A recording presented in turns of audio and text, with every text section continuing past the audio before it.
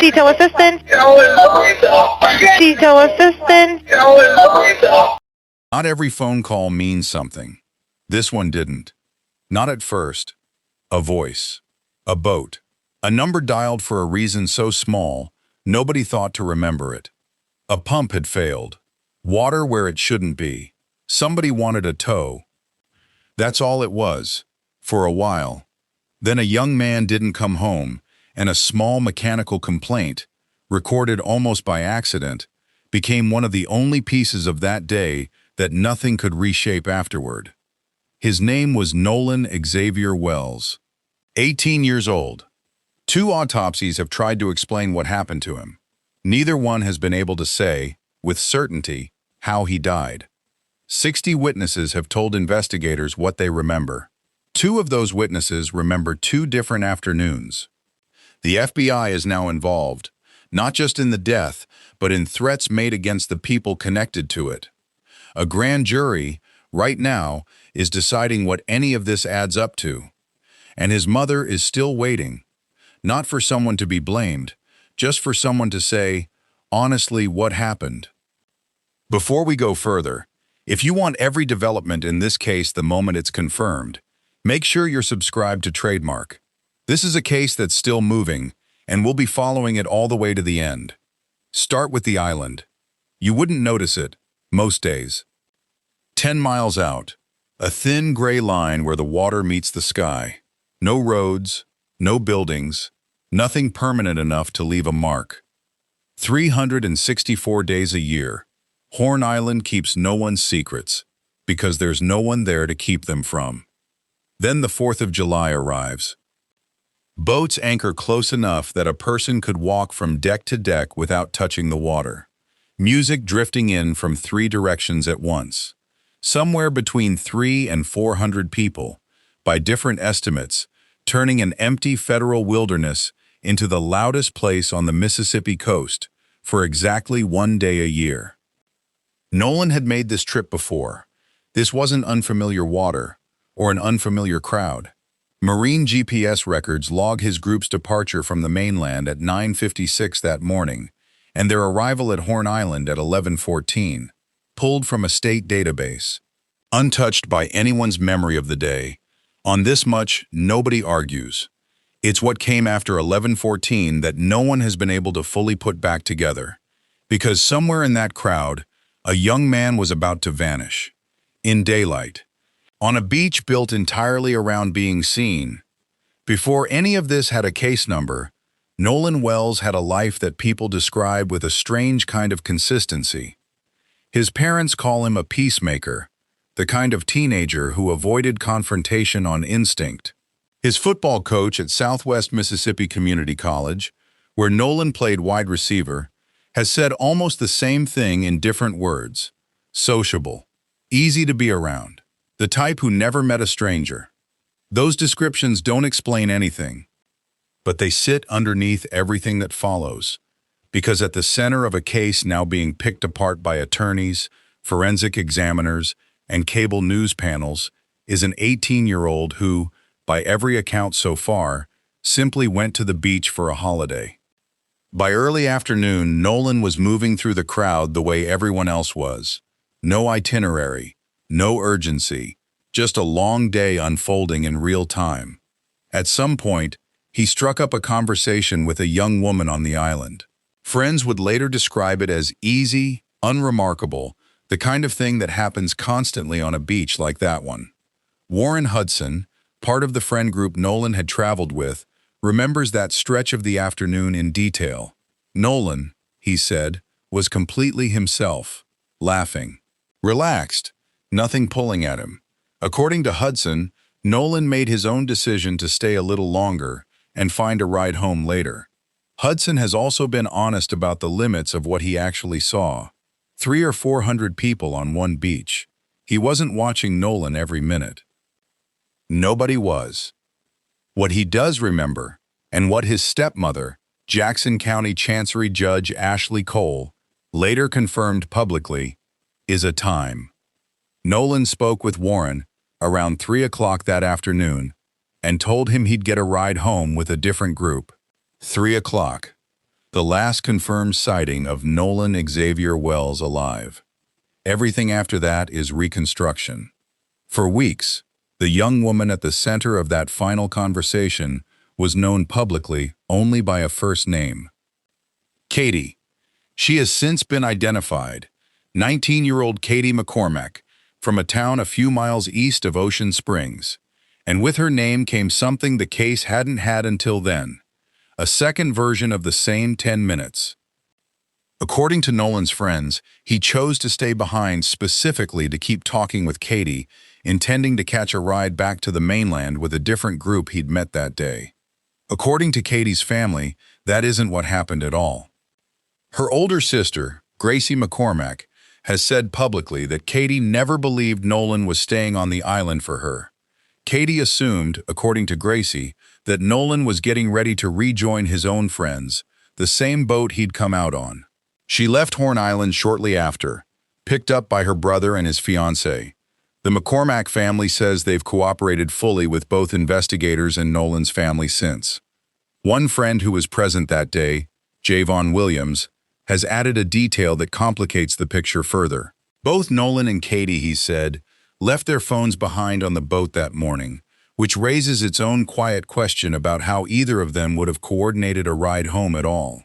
Ben Crump, the attorney representing Nolan's family, has put the contradiction as plainly as it can be put. She's saying he went to get on the boat. They're saying he didn't get on the boat. Somebody must not be telling the truth. Nolan's father, Elmore Wansley, has gone further, publicly doubting the idea that his son would have chosen to stay behind for anyone. Nolan, he said, had goals. Too much at stake to make an impulsive decision like that. None of this proves what actually happened after 3 o'clock. What it proves is that two different accounts of the same 10 minutes cannot both be entirely true. And nobody, yet, has explained why. At almost the same hour Nolan was last seen, a different kind of record was quietly being made, one that didn't depend on anyone's memory at all. A bilge pump, failing, water where it shouldn't be. A call placed to Sea Tow, a private towing service, sometime around 4 o'clock that afternoon. For months, that call was described as routine, mechanical, forgettable. Then, on July 27th, officials released the actual recording. It isn't quite as forgettable as it sounded on paper. Those who've heard it describe a tone closer to frantic than routine. A teenager on a sinking boat, trying to get help, the ordinary background noise of an afternoon that hadn't yet become anything more than an equipment problem. That single recording, made hours before anyone had a reason to shape it into anything, lines up with what Judge Cole had already said publicly. That the group left the island because something broke, not for any other reason that's since been whispered about. Then comes the number that matters more than any other in this case. 4:31 p.m. GPS data places the boat leaving Horn Island at that exact minute. Towed part of the way home. Docked between 5:44 and 5:52 that evening. Nolan wasn't on it. Not one witness, out of hundreds of people on that beach, has come forward to say they saw him after roughly 4:30. 90 minutes. Broad daylight. A crowd large enough to fill a small stadium. The boat left the island. He didn't. The evening should have ended the way evenings like that always do. A ride home, a shower, sleep. Instead, a pool party started at a private residence on the mainland, and the group carried on with their night. As far as most of them knew, nothing had happened. Nolan's keys were left at a friend's house. His phone, reportedly, in someone else's pocket. For hours, no one called his mother. The silence held until just after 11. When Christine Wells Wansley's phone finally rang, it wasn't her son's voice. It was one of his friends. She said, since, that she knew before a single word was explained. What she did next, she did largely on her own, with help from a family friend and a location-sharing app that placed Nolan's phone somewhere he wasn't. When she finally got her hands on the device, both of his Snapchat accounts were empty. No activity at all in the 24 hours leading up to his disappearance. Unusual, by his mother's account, for a young man who documented gatherings like this one as a matter of habit. The account's last logged location, she and a family friend would later say, didn't match where the phone itself was actually found. Other details surfaced that didn't fit cleanly either. Police reports listed Nolan as wearing black shorts the day he vanished. A young woman who'd been on the island reached out to Christine afterward with photos from that same afternoon, showing him in blue. Retrieving her son's keys became its own ordeal. The family has described what they've called suspicious encounters at the friend's home where the car was parked, a process that, by their account, took longer and felt stranger than it should have. None of these details, on their own, prove anything. Together, they're the reason a mother stopped trusting the version of events she was being given and started building her own. While she searched, a separate call went out to the United States Coast Guard, reporting Nolan missing. They listened and determined it didn't meet the threshold for an immediate search. No boat sent, no aircraft. The call logged and closed within minutes. Local law enforcement His phone came had next turned up wiped and came with a on someone jurisdictional else's snag property. of its own. His keys Horn had Island needed sits police in federal involvement to waters, retrieve, and whose members of the friend group had already begun calling whoever lawyers. Christine called The first. search hadn't officially She's described started. being redirected, The case already had. agency to agency. Nolan's father didn't until wait Jackson for a command County post. finally opened a file. He put his own boat Not in the at a water station. and went looking for his in a son McDonald's himself parking lot before a single laid out official across a vessel table had under left its fluorescent dock. light. The While official their response son was did still come somewhere out on and that came in island. force. By A command command post at a boat Nolan launch had in been Ocean missing for Springs. hours. Jackson County deputies, the Mississippi Department of Marine Resources, the National Park Service, the Coast Guard, wildlife officers, fire departments from 2 counties. Then came help nobody had summoned. Christine reached out directly to the United Cajun Navy, a volunteer search and rescue group known for arriving before anyone gives them permission to. Incident Commander Josh Gill has said boats and drones were in the water within hours of her call, and it was Gill who first said publicly that witnesses had described Nolan, that afternoon, as simply hanging out with a girl. 2 full days of searching covered nearly everything a barrier island has to offer. July 5th gave them nothing. The next morning, at 8:45, a National Park Service ranger, walking the island's northwestern shoreline, saw something in the water. The description matched. A coroner later confirmed it through dental records. Face down, along the same stretch of shoreline he'd arrived at, laughing, less than 48 hours before. A Monday, the morning he was supposed to be home.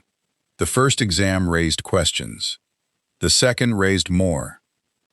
The Mississippi State Medical Examiner conducted the official autopsy on July 7th. Its findings have not been made public, and according to the district attorney's office, won't be until a grand jury reviews them first. Nolan's family didn't wait for that. They commissioned an independent autopsy of their own, paid for, in part, by former NFL quarterback Colin Kaepernick. The exam was conducted by Dr. Roger Mitchell, a pathologist based in Washington, D.C. Dr. Mitchell's conclusion was not an accusation. It was closer to an admission of what he couldn't determine. He could not examine the airway or the lungs for signs of drowning, he said, because the state medical examiner had already removed those tissues before the body reached him, a practice Dr. Mitchell himself has described as common, not unusual, in cases like this. What he could examine was the back of the skull. Discoloration under the skin, roughly the size of a hand, localized to one area, not the diffuse pattern typically left behind when blood simply settles after death. The manner and cause of death, in the independent report were listed as undetermined, pending further investigation. Not accidental, not homicide, undetermined. That single word is the reason a grand jury exists at all. Toxicology from the original state autopsy has not been released. Investigators, so far, describe the full forensic picture as incomplete. What isn't in dispute is simpler than any of it. Two separate examinations of the same 18-year-old, neither one willing to close the book and call it a drowning. There are two recordings that matter in this case. The first is the CTO call, the one made public on July 27th, describing a bilge pump failure in a tone witnesses have since called frantic rather than routine. The second is different. Audio recorded later, during the group's return trip, has circulated publicly. In it, a voice can reportedly be heard telling someone to wake up. That's the entire piece of evidence. A handful of words, no confirmed context. Was it directed at a friend who'd fallen asleep after a long day in the sun? Something else entirely? Has the recording been altered at any point since it began circulating? None of that has been answered, and any honest account of this case has to say so plainly, rather than filling in the blank with whichever explanation feels most satisfying.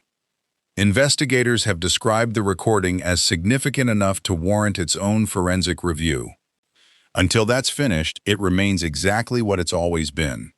A few seconds of audio, and a question nobody has closed. 60 people, so far, have told investigators what they remember of July 4th. 60 versions of the same crowded afternoon. Not one of them has closed the 90 minutes between 3 o'clock and 4:31. Nolan's phone is still waiting on a full forensic pass of its own, the device that came back wiped of recent Snapchat activity, its last known location reportedly inconsistent with where the phone itself turned up. Investigators are working to determine not just what was altered, but when and by whom. Ben Crump has said publicly that too much about the days that followed still doesn't add up.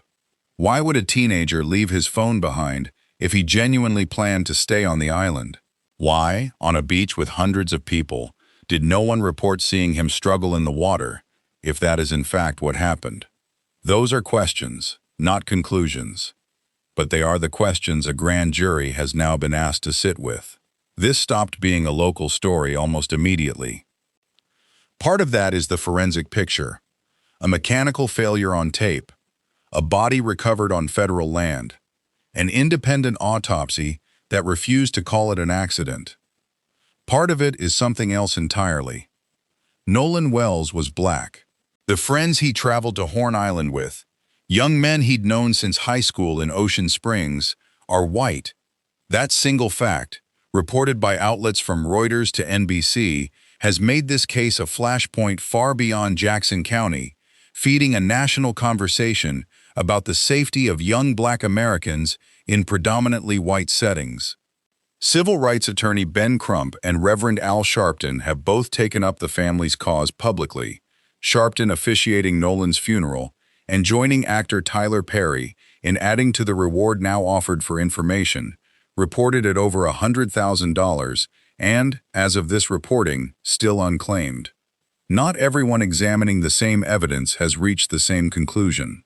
Jennifer Coffindaffer, a former FBI agent who has reviewed surveillance footage, witness accounts, Coast Guard communications, and the area's riptide conditions, has said publicly that what she's seen points toward a tragic accident rather than foul play, while cautioning, in the same breath, that she doubts the full truth will ever fully surface and that more details could still emerge. The state's own investigators have said, so far, they haven't found evidence of foul play. Wells's family and their attorney disagree and continue their own independent investigation alongside the official one. That disagreement has not stayed contained to attorneys and forensic experts. Mississippi Governor Tate Reeves has publicly accused Crump and Sharpton of fueling division around the case. Mississippi Department of Public Safety Commissioner Sean Tindell has said false information circulating online has stirred real anger Anger that has, according to state officials, produced actual threats against public officials, potential witnesses, and Nolan's own family. The FBI is now investigating those threats directly. Mississippi Attorney General Lynn Fitch has publicly warned that any attempt to intimidate investigators or interfere with the legal process will be treated as a serious crime. None of that resolves what happened on Horn Island. It only confirms how far beyond that island this case has already traveled.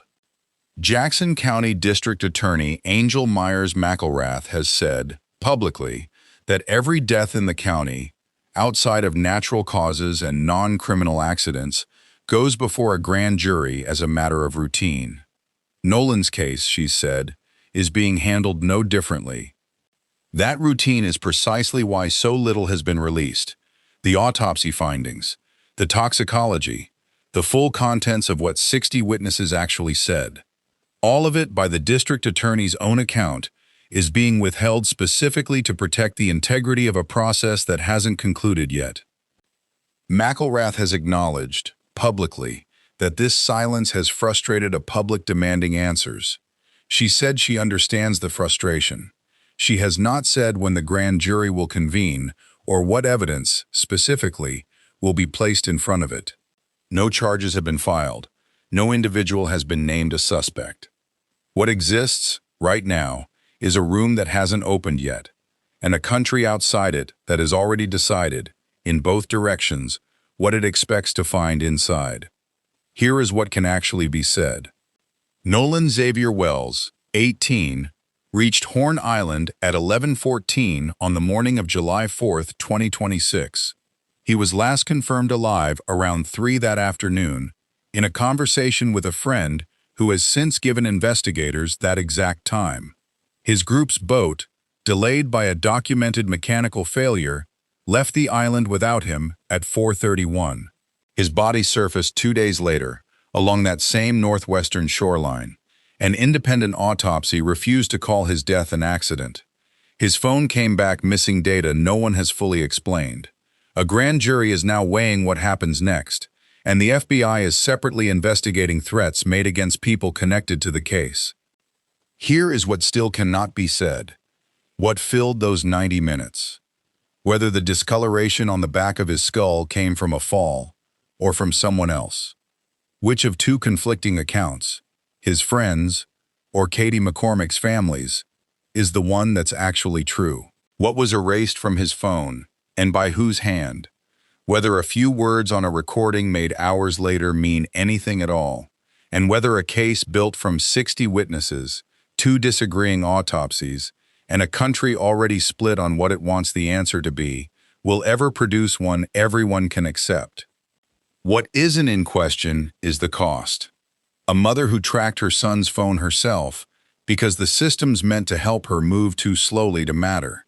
A father who searched open water alone before an official search existed. A family still waiting for toxicology results, for a phone's forensic history, for 12 strangers in a jury room, for an answer that, months later, still hasn't arrived. He was 18 years old. This case isn't closed. Neither is the search for what actually happened to him. So before you go, sit with this for a second. 300 or 400 people stood on that beach, and in the 90 minutes that decided the rest of Nolan Wells' life, not one of them has told his mother what she actually needs to hear. If you were standing on that beach that day, would you have noticed him leave? If you're still here, you're exactly who this channel is for. Subscribe to Trademark so you don't miss what the grand jury decides. And tell us in the comments, what do you think really happened in that 90-minute gap? We'll be back the moment this case moves again.